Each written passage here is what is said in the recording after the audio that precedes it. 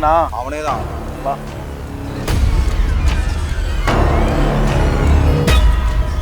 ஏய், என்ன அவ்வளோ பெரிய அப்பா டேக்குறா? என் தம்பியை போட்டுருவேன்னு சொல்லியாம்ல. போடு பார்ப்போம். போடுறா. ஓடுறாங்கிறல சொல்லிக்கிட்டே இருக்கான். என்னடா கீழே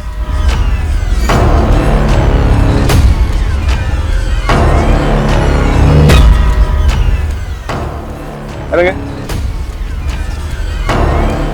ஆம்பளையா இருந்தா என் கண்ணு முன்னாடி போடுற பார்ப்போம்.